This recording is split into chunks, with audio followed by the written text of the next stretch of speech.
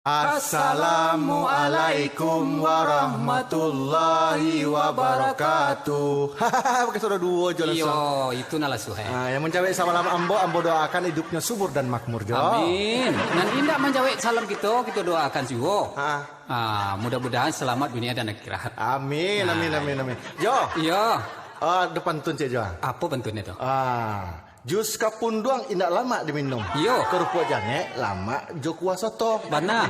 Lagu kita kok emang untuk orang umum. Benar. Untuk menghibur hati naluko. Boleh cek? Betul. Depan tun baca. Baik jo.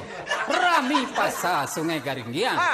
Rami de anak orang Koto Bangko. Iya mantap. Kok iyo muncak jalan Jombo Sairiang. Mari kita hibur dun sanak kita jo lagu Gembirako. Iko album apa namanya Jo? Album Raun Sabalik. Narawang Sabalik apa Jo? Raunnya Sabalik kini ko jauh mai taputanya. Kamase? Ada lagu pop, ada lagu dangdut Minang. Yo. Ada lagu kocak kita. Jo.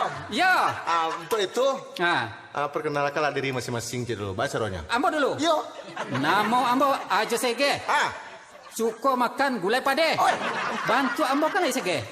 Tapi saya seketek cewek menuri 8 balik. Ya sambil jago mahmo langgang mahbo baik kok. Indah asal utang lunas. Iya. Ambo adalah Suang lanjut. Aiko lah Ambo Ramon Muncak. Ya bantu. Hobinya suka makan cacak. Kok katia agak ketek bakara. Aku nama maun nah, baun. Mangkonya Ambo dagia galak Ramon Muncak. Ada bintang tamu kita? Bintang tamu kita ada kah? Asia? Namanya Ezi Pesel. Pasti korang posisi ya? Iya pendatang baru kita. Mantap. Serang mengai itu Jo? Dia sudah tu mengai tu pakai ni onde. Pakai mantap ya betul Mantap. Iya. Si nasional leko saya nak kapuk kau saya kau. Ada kapuk kau? Ya. Datuk DJ. Itu pastinya. Kan nasional itu tu. Nak teman doang tu. Nan bamanuang ko ikon namanya Wira Sikumbang.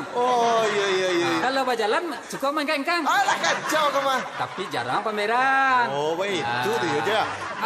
Kepada sanak kami yang ingin menghubungi kami. Baca rohnya Jo. Itu ada nomor kontak kita di bawah. Facebook? Facebook ya ada kok ke sebelah kau.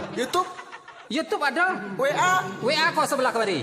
Lagu pertama kau Jo. Lagu pertama kita. Ya. Badenda. Selamat mendengarkan.